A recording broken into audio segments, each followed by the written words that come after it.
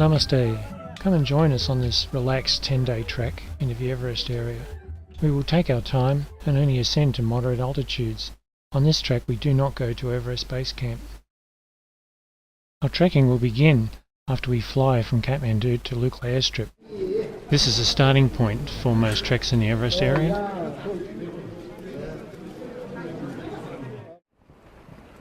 Once on the trail, we'll head northeast along this trekking highway towards Namche Bazaar, a large Sherpa market town located on a trading route into Tibet.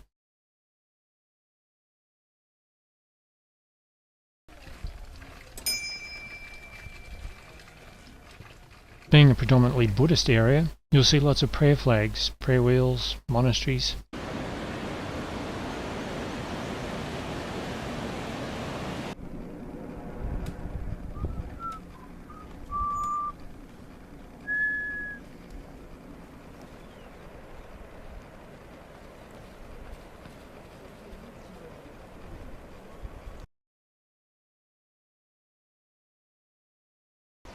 In springtime, you should get to see plenty of wonderful blossoms, such as the rhododendron, the national flower of Nepal. Until we reach Namche, we'll share the trail with quite a lot of trackers, locals, porters, and animal trains bringing goods up the valley. For 2 days we will follow the Dudh Kosi river, passing through pine forests and village areas before reaching the national park.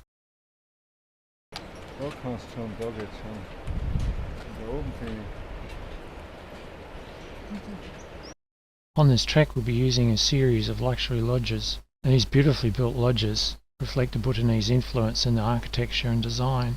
Each lodge has been thoughtfully located in a quiet spot commanding great views.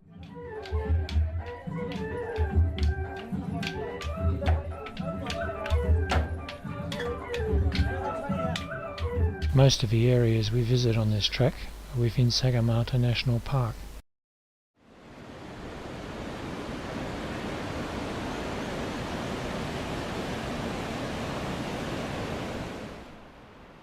Just before we start our climb up to Namche, we will cross a Hillary bridge. Here you will see a lot of prayer flags and kata, which is a scarf, tied to the side and streaming off in the breeze.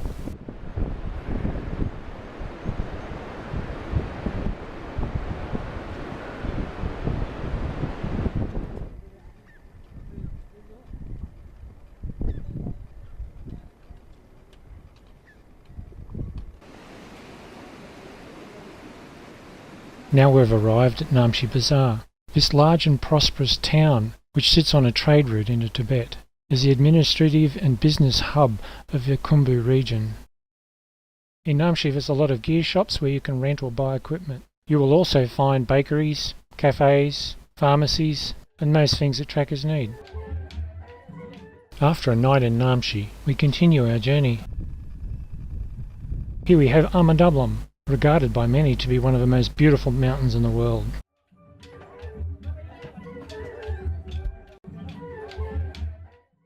Standing tall at the head of the valley is the impressive southwest face of Mount Lhotse. The metabolism of a yak is highly adapted to altitude, and this animal cannot survive at low altitudes for long periods of time, such as at Lukla, where you will notice crossbreeds are being used.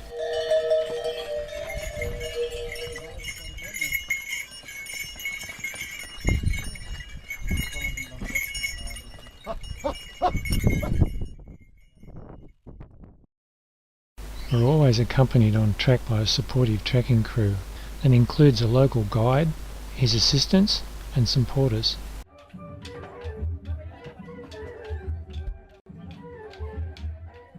This luxury lodge is located just a few hours above Namche. Here we will stay 2 nights and do a day trip up to Tengboche monastery and the surrounding area. The delicious food here is usually served in a buffet format.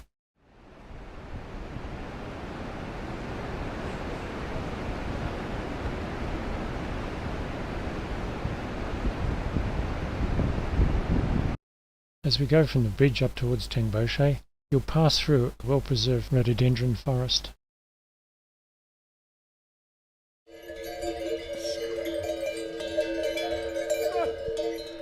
We come up to Tengboche on a day trip. The monastery is home to approximately 80 monks. It is founded upon a Sherpa-based Buddhist sect. From Tengboche, you should get some of the best views of the trip. On your right, you've got Amandablam. At the head of a valley, you've got the mighty peaks of Lhotse and Mt Everest.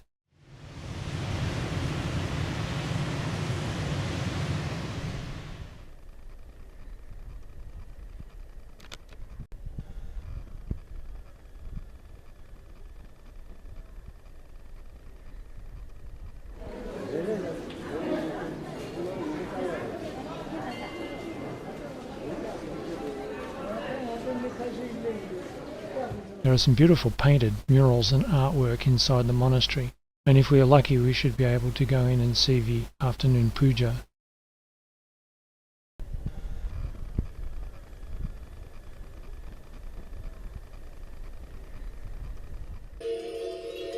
There are usually over 30 climbing expeditions at Everest Base Camp each climbing season, and this requires a lot of logistical support, so a lot of equipment has to be carried up there.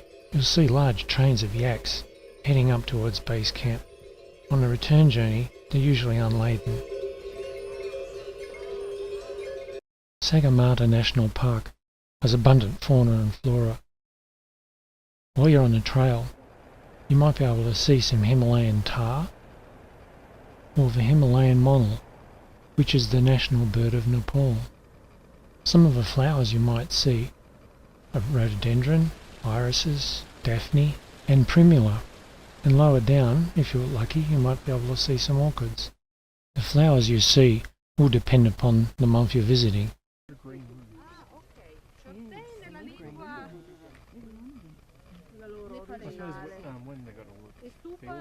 The day after we visit Tengboche, we will move on towards the Bhote Kosi Valley, where we will spend 2 nights.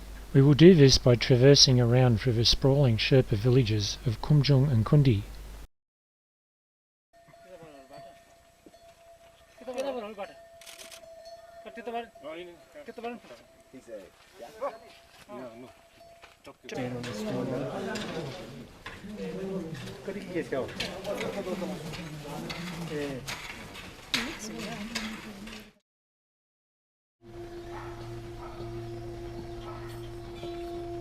There's a plentiful supply of Tibetan and Nepalese handicraft that you can buy at trailside stalls.